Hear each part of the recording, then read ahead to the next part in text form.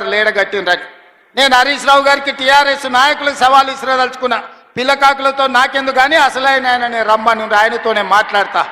శ్రీరామ్ సాగర్ మీద మాట్లాడదామా, నాగార్జున సాగర్ మీద మాట్లాడదామా, శ్రీశైలం ఆనకట్ట మీద మాట్లాడదామా, జూరాల మీద మాట్లాడదామా, భీమా మీద మాట్లాడదామా, నెట్టంపాడి మీద మాట్లాడదామా, కోయిల్ సాగర్ కట్ట మీద మాట్లాడదామా, రాజోలి బండ డైవర్షన్ స్కీమ్ దగ్గర మాట్లాడదామా, లేకపోతే మంజిరా పరివాహక ప్రాంతంలో మాట్లాడదామా? చంద్రశేఖరరావు గారు, వీళ్ళని కాదు, నువ్వు రా, నువ్వు వస్తే నీకు తెలుస్తుంది మేమేం చేసినాం, మీరేం చేసినాం.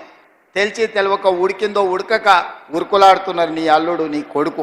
వాళ్లకు పిల్లకాకులకేం తెలుసు, ఉండేలు దెబ్బ అని వెనకడికి చెప్పారు. నీకు తెలుసు కదా మా దెబ్బ ఎట్లుంటుందో, కాంగ్రెస్ పార్టీ కార్యకర్తల దెబ్బ. 2023 డిసెంబర్ 3 నాడు చూసినావు కదా మా కార్యకర్తల దెబ్బ. అందుకే ఇవాళ ఆయన మొహం జల్లక ఫామ్ హౌస్లో దాచుకొని ఇవాళ వీళ్ళను ఉసిగొల్పుతున్నాడు. ఏమన్నా అంటే పెద్ద మనిషిని అట్లా అంటారా అంట. పెద్ద మనిషిలాగా వ్యవహరించాలి కదా అని నేను అంటున్నాను. ఆయన అనుభవాన్ని తెలంగాణ కోసం వాడా? అధికారం పోతే బయటికి రాడా? బయటికి రానప్పుడు ప్రతిపక్ష హోదా ఎందుకు? 58 లక్షల జీతం ఎందుకు?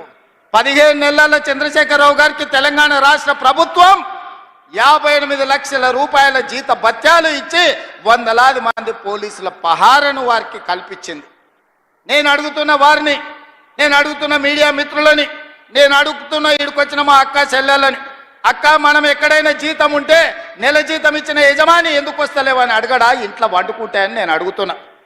మన దగ్గర ఉన్నోడు ఎవడైనా, మన దగ్గర ఉండే టీచర్ అయినా, ఎస్ఐ అయినా, కానిస్టేబుల్ అయినా, ఏ ప్రభుత్వ ఉద్యోగైనా జీతం తీసుకుంటే జీతానికి రాకపోతే ఉద్యోగానికి రాకుండా జీత భత్యాలు 15 నెలలు తీసుకునేది ఎక్కడైనా ఉన్నదా?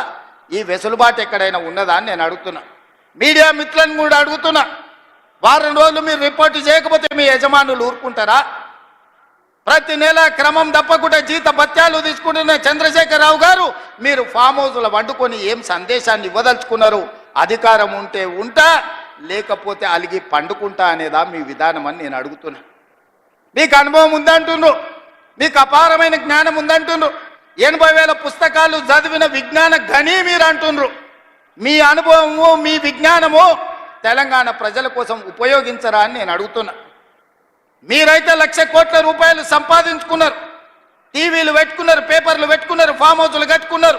నువ్వు గజ్వేల్లో కట్టుకుంటే నీ కొడుకు జన్వాడలో కట్టుకున్నాడు, నీ అల్లుడు మొయినాబాద్లో కట్టుకున్నాడు, నీ బడ్డ శంకర్పల్లి దగ్గర ఫామ్ హౌస్లు 100 ఎకరాలలో కట్టుకున్నారు.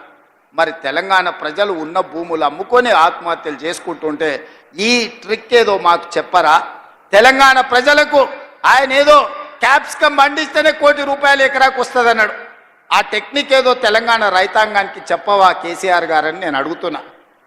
ఈరోజు తెలంగాణ రాష్ట్రం వచ్చిన తర్వాత చంద్రశేఖరరావు గారు వారి కుటుంబ సభ్యులు 1,00,000 కోట్ల రూపాయలు ఎట్లా సంపాదించుకుర్రు? తెలంగాణ రాష్ట్రం 4 కోట్ల ప్రజల నెత్తి మీద 8,29,000 కోట్ల రూపాయల అప్పెట్లొచ్చింది.